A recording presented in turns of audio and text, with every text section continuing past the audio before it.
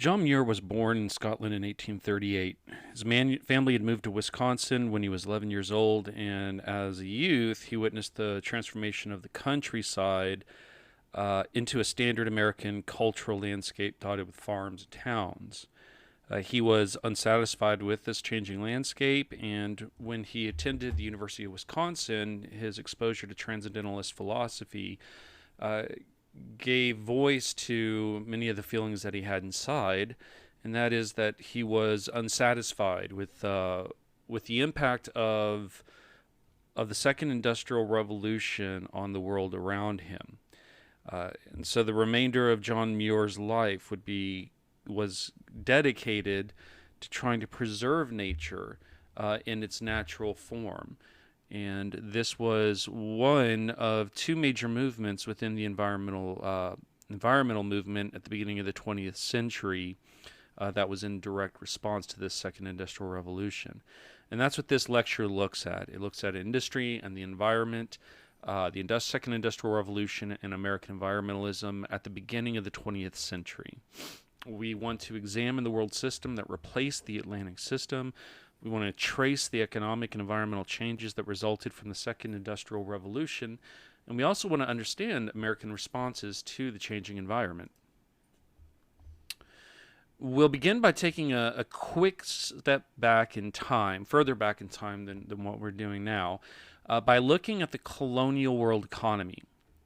Keep in mind when Europeans spread out from Europe, when they began to colonize the Americas, the major economic system of the time was mercantilism. And this economic system basically said that exports were favored over imports. The way for a country to develop a strong national economy was to sell more than they purchased. And to do this, you needed colonies to provide raw materials for the homeland. They would provide the raw materials.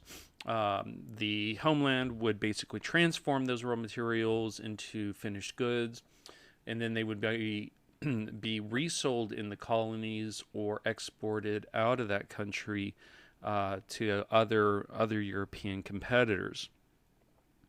And so this was the dominant economic system at the time, and it was an economic system that basically favored the economies within the imperial homeland first and foremost. And within that system of favoritism, you could have other systems of favoritism, such as favoring certain noble families over others, favoring one merchant group over another merchant group because they had political connections. So this preceded the system of free market ideology that Adam Smith introduced, and that had really already been kind of developing in 1776 with his pivotal book, The Wealth of Nations. And this was the economic system that governed the Atlantic system that we see here on our screen, in which we can see that over here in the Americas, we have all of these raw materials. They're being produced and shipped over for transformation into manufactured goods. Here in South Asia, we have the first kind of penetration of European powers into this part of the world once again for raw materials. And here in Africa, they're not focused so much on raw materials as they are on humans to provide the labor for the acquisition of these agricultural goods in the Americas. But all of it points back here to Europe, where all the wealth is being gobbled up and made. Now, what happened in 1776? Well, Adam Smith wrote his book and published his book called The Wealth of Nations. And in The Wealth of Nations, Adam Smith proposed a new economic system. One that basically said, look, instead of having, everything self-contained, instead of a really kind of a system of what's called autarky, where you separate your little economy from your neighbor's economy, he called for specialization. Today we would view this in modern economic terms as comparative advantage. I can produce widgets and thingamajiggies. So can my neighbor. but maybe I produce widgets better than my neighbor does. So what do we do? I produce the good that I am best at, which is the widget. I dedicate most of my time there because I'm most efficient and I'm producing the highest quality widget possible. And what do? I exchange it with my neighbor for his thingamajiggies, whatever they are, whatever purpose they sell, because he produces those better. And this produces a more efficient economic system. It's a more efficient use of resources. So he called for, specialization. He called, and one of the keys for specialization was competition, because what competition did is it kind of pointed out to these markets, or weeded out inefficient producers, targeted or focused national efforts in the economic areas that they were best at, and helped, create this efficient system. So competition was good. Don't protect your markets. Don't protect one family or one group over the other. Open it up to everybody. Within these specialized economies, what would further happen? Well, you would start to see divisions of labor develop around different industries. So as you developed an industry, say textiles, what would eventually happen is you would have ancillary companies opening up to feed this textile industry, creating more business, creating more opportunity. So key to all of this was laissez-faire, this concept of laissez-faire. Let the system run its course. Try not to over-legislate, try not to intervene too much with government policy, because it can just, get in the way. Because according to Adam Smith, it was the invisible hand, this kind of providential force, that guides everything. According to Adam Smith, when you take a look at his economic system, it's as much of a belief system as it is anything else. And what exactly does it believe in? Well, it does believe in this idea of an invisible hand, not an indivisible, an invisible hand, that is guiding all of these efforts towards some sort of better good. He believed that individuals were naturally inclined to helping out their communities. So for him, he believed that self-interest, allowing people to follow their own self-interest, was not a bad thing. If you went back to, like, say, early Christian theology, you're supposed to set aside self-interest for the community. In his case, he's saying, no, let the self-interest run its course. Person A may not realize that they are doing it, but when they seek their own self-interests, they're doing what is best for themselves, but they're also really doing what's best for society as a whole. Now, in the wake of the Great Depression and the Great Recession and the many scandals in our modern economy, there's a growing section of the population that would disagree with Adam Smith on this idea that self-interest, really guides things well, and that there is an invisible hand that's directing things in a benevolent way. But at the time, Adam Smith was giving, he very much fell into that Enlightenment view that human beings were at heart noble creatures. So that very, Thomas Locke perspective on humans as, generally pretty good in a state of nature. Or I'm sorry, John Locke. This John Locke view of nature that, humans were generally pretty good. We just tried to make things better coming into government. As opposed to, say, a Thomas Hobbes view of government where, no, human beings are actually pretty cutthroat in their intentions. If left to themselves, they're basically going to steal and rob from each other, so you need government to curb this. So in this case, what's Smith doing? Well, he's throwing his weight behind really kind of this Lockean view of the world. So laissez-faire, let the invisible hand govern things, let self-interest run its course. It'll do best for everybody by focusing on yourself. And then finally, he really emphasized this concept of free trade. So if you're going to have specialization, if you're going to have competition, if it's going to lead to division of labor, if you're going to have laissez-faire, you can't sit there and protect your industries. You have to open it up to competition. So he's writing this in 1776, and keep in mind it's really kind of a new concept, so it's going to take a little bit of a lag time. But you get into the 1800s, and increasingly you're going to have liberals that come in. They threw their weight behind Adam Smith, and they started to say, "Hey, we need to open up. We need to, get rid of guilds. We need to get rid of all this other stuff, and engage in the free trade." And by the late 1800s, for the most part, Adam Smith's ideas were in control. You still had some vestiges, though. So, for example, you still had protective tariffs. You still had colonialism. And it's really going to be until after World War II, the general agreement on tariffs and trades, that tariffs go the way of the dinosaurs, at least until recent events started seeing a resurgence. 2020s, 2016, 2020, we started seeing a resurgence in protectionism in multiple countries. But starting after World War II, anti-protectionism really became the cornerstone.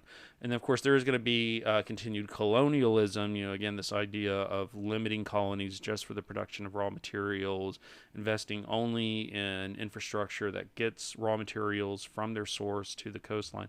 This is going to stick around until after World War II, when decolonization tears through the world, and suddenly Africa, Asia, remaining areas of, say, like South America are freed from control of outside powers. But by that time, going into the 1900s, the world had largely changed into a new system, into, in fact, a global system. So this is where we now turn to Emanuel Wallerstein. He proposed this idea that coming out of, the 1800s, really starting in early modern Europe, but by the time we get into the 1900s, the world economy had changed.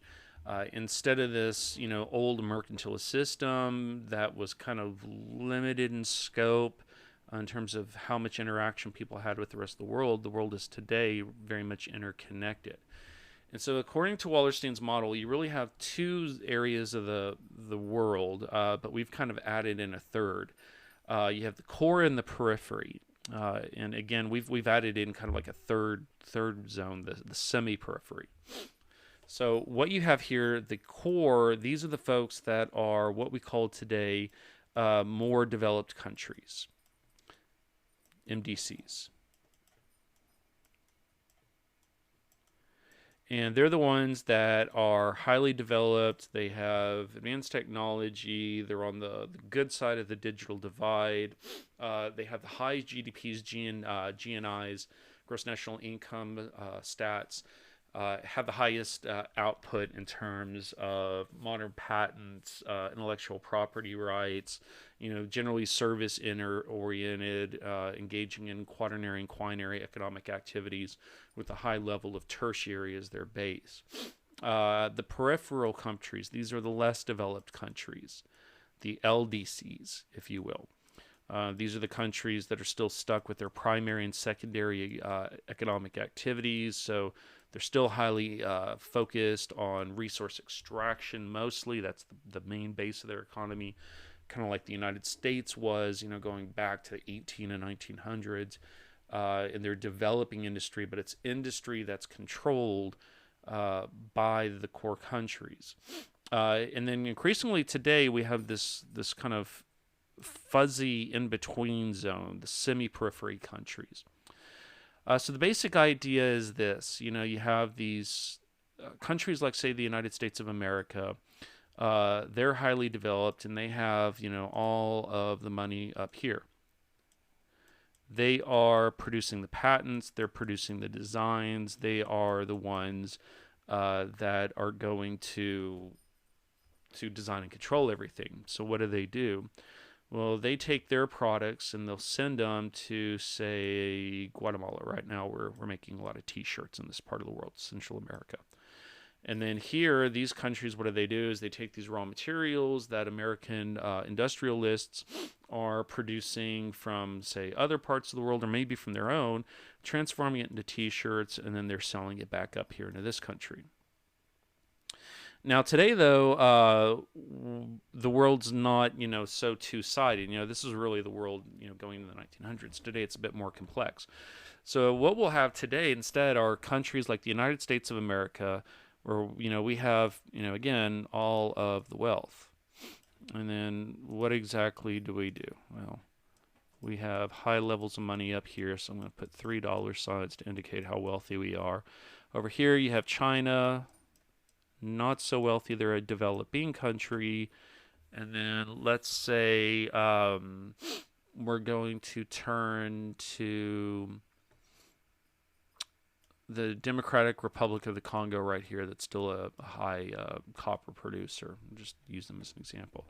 So if we want to build an iPad, what are we going to do? Well, here in Silicon Valley, we're going to develop it, and we're going to hold the property, the intellectual property rights. We're going to set up our factories in China, and then what does China do? China sends, they import, they send capital over here in the form of money, and they get the raw materials from this less developed country, this peripheral country. It comes back into China. Here, the material is transformed into an iPad, and this is actually more complex because the iPad components are actually coming from Germany, South Korea. You'll get some components from all over the world, and they're all assembled, brought together here in China, where it's then turned into an iPad, and then that iPad is sold back to the market in the United States of America, or it's shipped out back to the same country that produced the copper that created it. And so today, increasingly, these semi-peripheral countries, they have an increasing role. So again, raw materials here, manufacturing here, ideas over in the core countries. And that's our world today. And this is where the world was going. This is where it was moving towards in the second industrial revolution. Now, the first industrial revolution, keep in mind, it was largely governed by three economic activities. The first of which were textiles. So they were, bringing cotton in from places like the southern states of the United States of America and transforming it into clothing material. But you also had iron and coal that were other products. So you had cotton, you had iron, you had coal. So what had happened in the first industrial revolution is that first off, we moved away from the old cottage industry with textile mills. And our initial source of power were the old water mills that had been, around since medieval times, that were still, kind of producing the power for these textile mills. Thomas Newcomen in the early 1700s developed a steam engine used mostly in mining, which was then improved on by James Watt to create a circular motion that could be used in industrial capacity. And so now these textile mills, what's happening is they're separating away from their old water power source, and they're able to move to new urban areas like, say, Manchester. And these new industrial centers are located where they are because they're on rich veins of both coal and iron. And just as Adam Smith predicted, what you start to see is specialization and division of labor. Steam engines, James Watt, they start this process of developing steam engines for industrial uses with their new design. 1832, Robert Stephenson, he came behind and he applied, 1829, he comes behind and with his new design of a railroad engine in the Liverpool to Manchester line competition, says, no, we can also use this for transportation of not only passengers, but later on we realized we could transport bulk materials as well. So his prototype was called the Rocket. So here in these new industrial centers, they're located next to coal and iron sources because this is being used to make the steam engine itself. The coal's being used to power it. You can locate your textile mills in these same cities, and you have everything that you need right there. So it's an early form of a process that we refer to as agglomeration, where all of the different services and levels of production for a particular economic activity are located in the same geographical region. And when we look at the countries that were really leading the Industrial Revolution, this first level, it's really Great Britain right here. So 1830, it's almost all Great Britain. But this process, which you can see here, explodes in Great Britain, is going to spread over to continental Europe. It's going to leap across the Atlantic Ocean, and then all the way around the world to Japan by the end of the 1800s in what we call the Second Industrial Revolution. So the first industrial revolution powered by cotton, iron, and coal. It's all about textile mills and steam engines. Second industrial revolution, which a lot of people still consider to be part of the first industrial revolution, really kind of starts mid 1800s, but is in full swing by the late 1800s, early 1900s. And what makes it distinctive is just the sheer diversity of products that are being produced. So iron now, when they're making it, they're using a new process known as the Bessemer process, which helps to really heat up the iron ore, the pig iron. It gets out a lot of impurities, produces a higher quality steel. And on top of that, the machines and the methods that Bessemer pioneers can produce this at industrial levels. So getting into the late 1900s, one of the leading economic indicators for different countries is going to be steel output. In addition to that, chemicals, the chemical industry really takes off. Chemicals are being used as industrial products. Clothing dyes, for example, are now, more chemically based. Chemicals are increasingly being introduced into agriculture as herbicides and pesticides. Prior to this point in human history, we're still using kind of more natural means to control pests or to fertilize crops. So, guano, for example, was a major fertilizer for farmers throughout the 1800s, prior to the synthetic fertilizers that start to appear, towards the tail end of the Second Industrial Revolution. Other major products that are going to revolutionize industry will include the light bulb, public electricity, which was pioneered by individuals like Thomas Alva Edison at his famed Menlo Park laboratory. And keep in mind, Thomas Alva Edison is not just simply experimenting with light bulbs and electricity. This is a guy that also pioneered the phonograph, which changes the way human beings entertain themselves. So now, instead of having to go collectively to places to hear live musicians play a Beethoven concerto,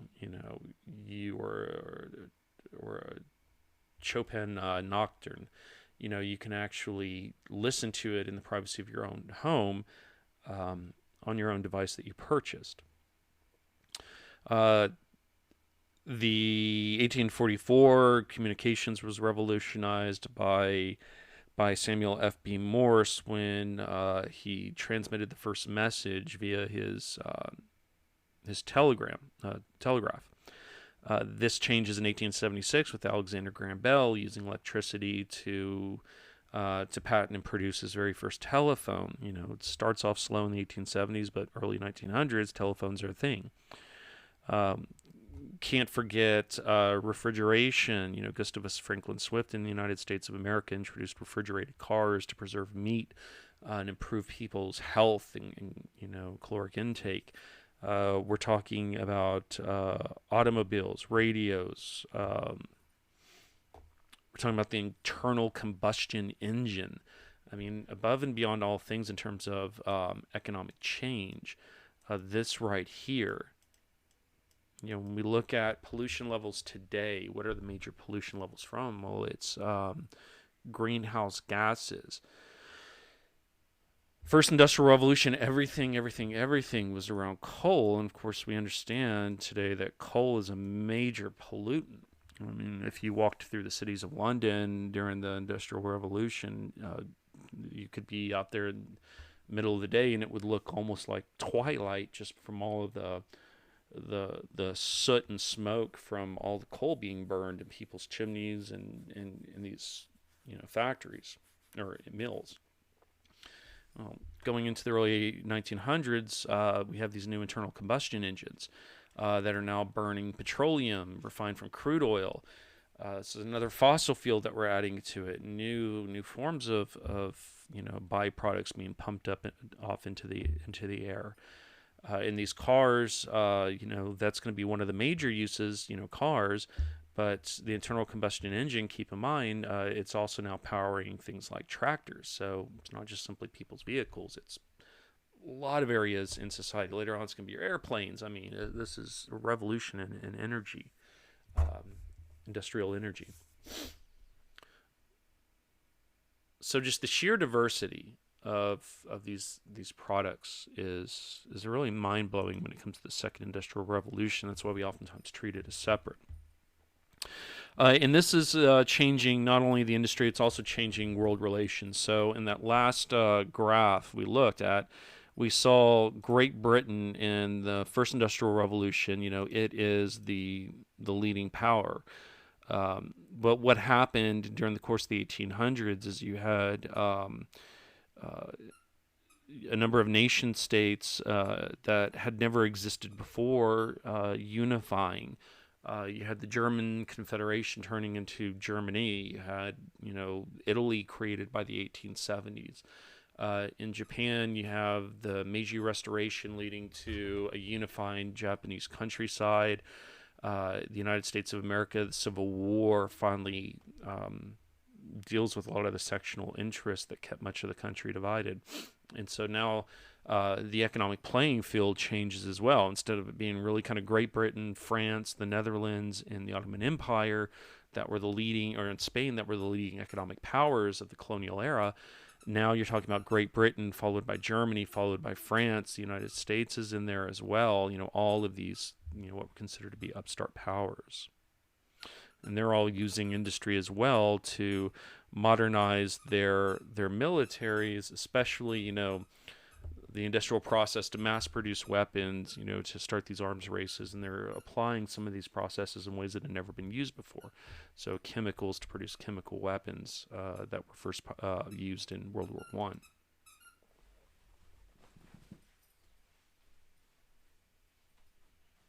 Now, all of this is also going to lead to changing lifestyles. So when people started purchasing these items for sale that were being cranked out industrially, where were they going? Well, instead of small general goods or small, shops that really just kind of catered to, one particular area of consumption,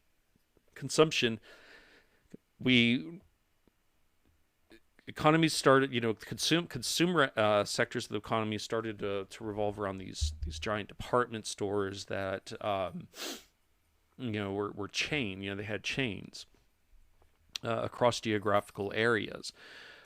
So mass consumption was a big thing. You'd go into these department stores. Largely they were gendered spaces catering to women. So decorated in ways that architects and designers believed would, catch the eye of female shoppers, lure them into the stores, and then there they could purchase everything from radios and electronic products to clothing. So kind of like a modern Dillard's, if you will. Producers and product designers started to lay the foundation for what we call, especially in the United States, planned obsolescence. So there's really kind of two economic models at this time period. You had economic models that were being pioneered by countries like Japan and Germany that emphasized quality over quantity. So if you're going to make a car, make the best car that you possibly can, even though it takes a little bit longer to produce. The Americans, on the other hand, they say, no, we're just going to crank this stuff out. We know that it's only going to have a limited lifespan, but that's fine. We want them to, turn around and purchase another radio or another car or, another sewing machine, or at least pay for the repairs on it by one of our own divisions. repairmen, to generate more income. So, if you take a look at Isaac Merritt Swinger's sewing machines, it wasn't just simply a sewing machine that he was selling. He sold sewing machines, first of all over the world. So we're starting to get into this idea of multinational companies. So like the International Harvester, for example, it's not just selling, the McCormick Reapers in the United States. It's got divisions in Latin America. It's got divisions in Canada. Isaac Merritt Swinger, when he opens up Swinger, he also has divisions in other countries, including in Europe. And what Swinger did is he would actually have his own repairmen that, you would call that to come out and repair your sewing machine if it ran into any problems. So this is another service that this one company is offering. So a bit of like, horizontal integration in this field. Advertising, the advertising itself becomes a whole new industry. We see advertising not only, traditional styles, through print, but also using these new mediums of entertainment, such as the radio.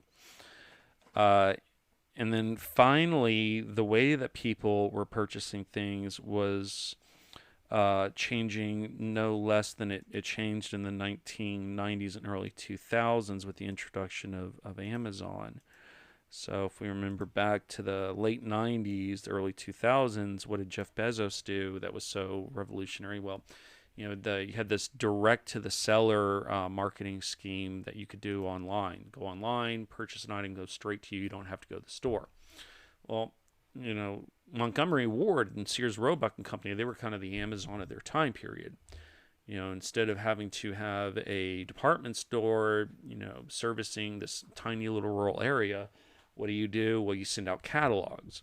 The farmer sits down, chooses you could choose just, purchase just about anything from Sears Roebuck and Montgomery Ward. Mail off your money, mail off your order. They deliver it to you, and voila, the department store comes to your door via a really thick catalog. And this is going to be a type of marketing strategy that's going to continue until, as late as the 1980s, and I think the last of like the massive Sears Roebuck catalogs stopped early 1990s. That's when you saw them less and less as Amazon took over that role and other online vendors. In addition to that, you also had changing production models. Inside of the factory, you already had the time clock, dictating workers' lives in this new factory system. It was very different from the old agricultural system of time where you worked from sun up to sundown, but you kind of did what you could do when the activity was available. So, obviously if it's raining that day, you can't go out in the field and plow. So what do? You find something that needs to be fixed, done, repaired, whatever, in another part of the farm. Instead, what do you have in the factories, the textile mills, the Industrial Revolution? Well, the machines, they don't run out of energy, and they don't care if it's raining. You go, you work 12 hours, the whistle tells you when to stop, when to eat, they'll lock the doors on you, keep you in there. It's very militarized. And Frederick Winslow Taylor comes in there, late 1800s with his Principles of Scientific Management, and he takes it down even to the second, to the minute. So this idea of management of labor, by the stopwatch.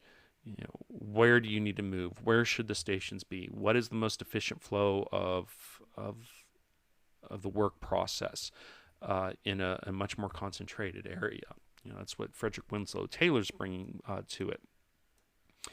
Add to that Henry Ford with the assembly line. So now instead of one worker having, it's not considered skilled labor anymore, what's happening in these factories. Where it's not as skilled labor as it was before industrialization, but you still have like some differences between skilled and unskilled labor in production. Henry Ford kind of breaks that down even less in terms of the responsibility of one individual in the production process, because now what do? You stand on one part of the assembly line, the product comes to you, you do your one little job, the product continues on, starts as raw material, finishes as a Ford Model T. And when you go and you take a look at this new system that becomes known as Fordism, based on his name, if you go to like River Rouge in Dearborn, Michigan, that's what this entire industrial space is organized around, the assembly line. Uh, and then, of course, you got to add to that true agglomeration. So right here we have the GM headquarters in Detroit, Michigan. What starts to happen with industrial spaces is that a place like Detroit, Michigan isn't just simply the home of one car company. What happens? Well, you have Ford Motor Company that's opening up in Dearborn, Michigan. And what is he doing? Well, he attracts suppliers and advertisers and managers and labor for the automobile industry to that region, which makes it much more a desirable location for other car manufacturers like General Motors. And so Detroit becomes the one center of production for the automobile industry. And Fordism and agglomeration are going to remain, the standard until we start to restructure industrial space through offshoring, just-in-time manufacturing, and really kind of the more modern industrial process. And so what's happening in all this? Well, Americans, if you go back to the old farmer that was, like Abraham Lincoln's dad, as he dragged them across the country, eventually settling in Illinois. The farmer may have had an appreciation for nature, but his appreciation ended when it came to clearing that field, getting a seed in the ground so that we could feed his family and sell some product at market to generate some revenue. Going into the late 1800s, though, Americans begin to look back, and really start to have this kind of nostalgic approach to nature. That's rooted, within the Romantic movements, the writings of James Fenimore Cooper and Washington Irving. It's rooted in the painting of the Hudson River School that looks to, they painted natural landscapes like this one. This is by Thomas Moran. It's the Grand Canyon of the Yellowstone Park. But you had some other painters that, would even take like kind of mythic, aggrandized scenes of American landscapes to produce kind of this idealized, idyllic picture paintings. Transcendentalism of Ralph Waldo Emerson and Henry David Thoreau, especially Thoreau's Walden Pond, looked at spiritual development through a connection of all human beings through nature.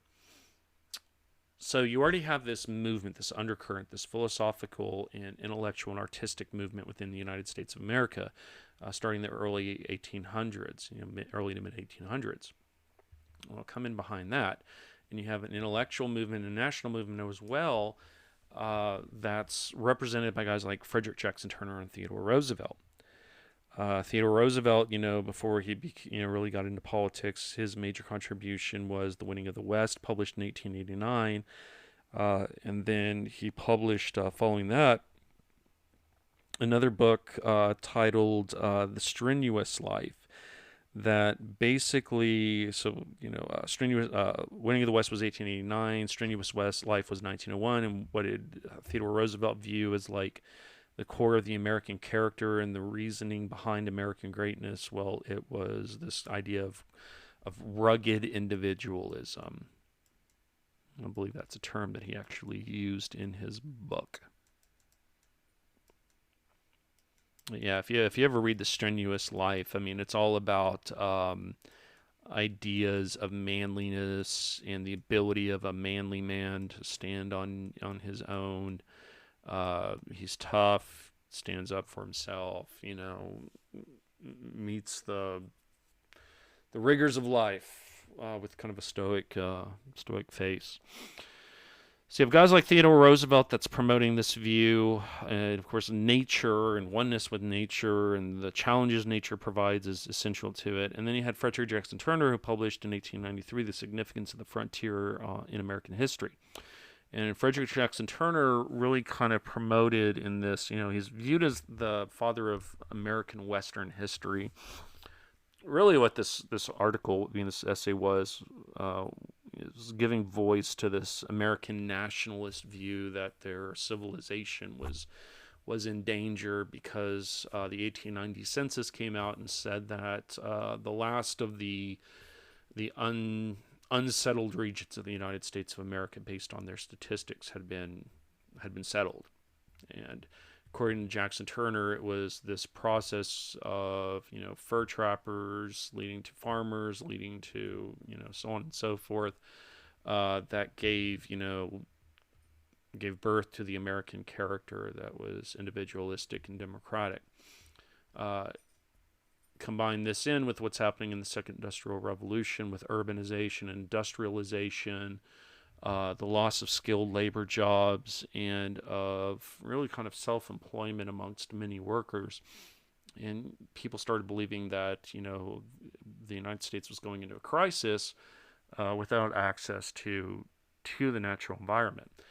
So early 1900s, what did we see? Well, if you take a look at, like, say, children's organizations, the Woodcraft Indians were formed in 1902, and the Woodcraft Indians, this idea later fused with a movement by the Boer War veteran Sir Robert S.S. Baden-Powell, in a group known as the Boy Scouts, which became the Boy Scouts of America in 1910, to basically teach young American males how to be an adult male by taking them into nature and teaching them how to build fires and survive. So these movements, these roots of the 20th century environmental movements, ongoing at the time. And at the federal level and state levels, they're catching into this. So the very first state and national parks are, starting to be organized in this time period. And the very first one is Yosemite in 1864, when the Abraham Lincoln administration set aside territory in Yosemite Valley and handed it over to the state of California, basically as a recreational zone. This was followed in 1872 with the establishment of Yellowstone National Park. This was a region that Nathaniel P. Lanford and Cornelius Hedges had visited, and they fell in love with its scenic beauty.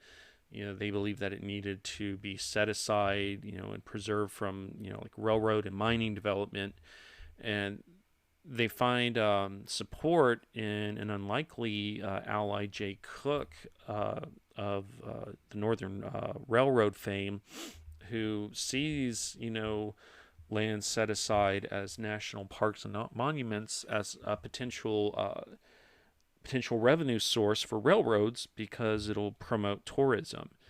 People will want to book passenger tickets to go to these areas, spend some time in nature, and then go back home. So 1872, federal government establishes the Yellowstone National Park by congressional legislation that was signed by Ulysses S. Grant, President Ulysses S. Grant. This is also happening at the state level, where in upstate New York, the Adirondacks State Park was created. First set aside in 1885, but then in 1894, officially protected during the course of their state constitutional convention of that year. And it's not just simply the federal and the state governments, it's even city governments. So if you go to the 1850s, you had New York City hiring Frederick Law Olmsted and Calvert Vaux to go in and design and decorate Central Park, which was finished in was mostly finished in 1857, at least the initial stages. And then after the Civil War, what happened is, Brooklyn and surrounding areas of New York City, they started calling Frederick Law Olmsted and Vaux back in to build additional parks. So this idea of creating green space in urban areas, which was really first pioneered in European cities like Paris, and it was catching on in the United States. So enter into this. This is the environment in which these new environmental movements of the early 20th century coalesce around.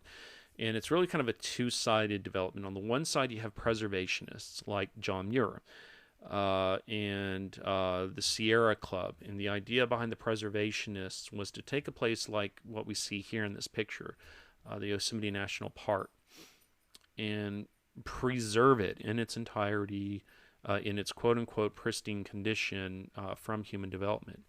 Of course, keep in mind, pristine's a loaded word. John Muir, when he went out to Yosemite, he looked around and he was like, oh, this is pristine nature. Well, it's pristine if you kind of ignore the fact that Native Americans had been living there for thousands of years. Humans had been there. They had been interacting with the environment. It was their cultural landscape on the ground. It's just he wasn't looking for that. He was, just looking at the trees. So preservationists, they're preserving it in their mind, in their cultural understanding of the word. And then you had, on the other hand, guys like Gifford Pinchot, who was the chief forester of the United States Forestry Service, who said, we don't need to preserve the environment in its totality. We need to conserve it. Treat it like a resource that, while renewable, can be abused to the point that it's no longer there for future generations. So tap it, management, apply the progressive spirit, scientific management to our resources so that they're there for future generations. And it just so happens that this starts, right at the time that Theodore Roosevelt becomes president, that first real progressive president, and progressivism really takes on. In here, you have a champion of both sides between the preservationists and the conservationists. Although Theodore Roosevelt, when push came to shove, who was he going to side with? He was going to side with them. So some of the laws that were developed in this time period, you had the Forest Reserve Act of 1891, which basically gave the president the ability to set aside lands as forest reserves, but without any real stipulation. So President Benjamin Harrison, for example, he used this to set aside land in Yellowstone Park. And he also was going to set aside 15 other forest reserves, totaling about 13 million acres before he left office. Grover Cleveland came in, followed that up with another 21 million acres. This is later going to be followed by the Forest Management Act of 1897, which basically said, okay, we're setting it aside, but we're setting it aside to conserve as a lumber resource. So the first one was kind of open. We can just set it aside. Then the forest management was like, no, we're setting it aside for an industrial purpose. Sooner or later, we're going to use it and we're going to manage it properly. Later on, though, the president was given additional powers at preserving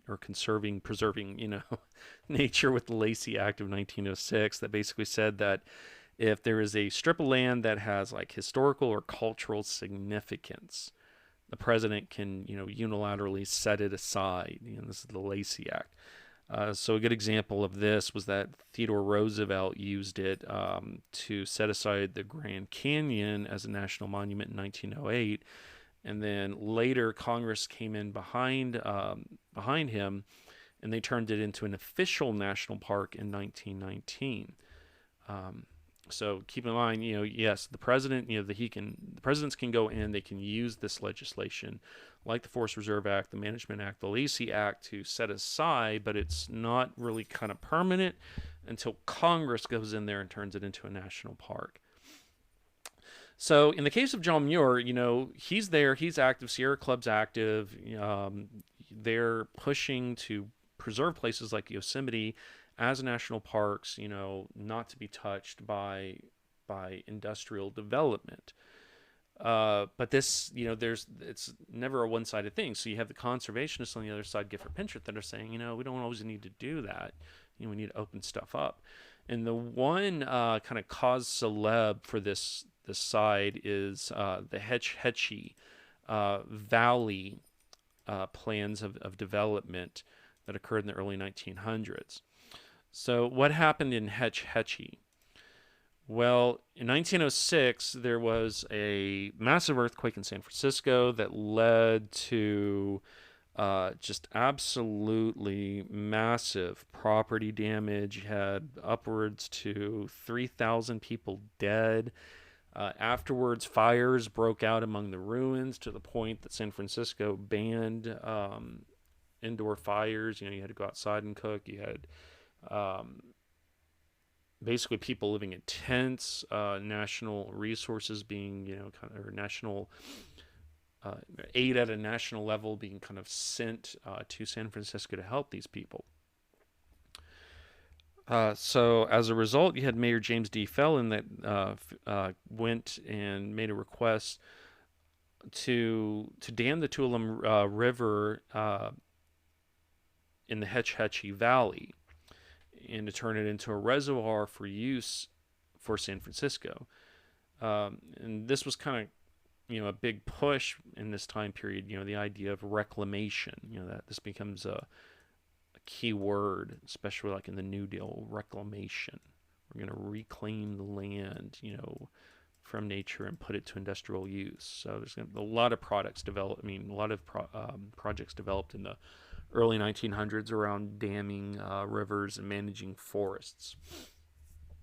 So what do they want to do? They go and they say, all right, we want to dam Hetch Hetchy, want to make it into a reservoir.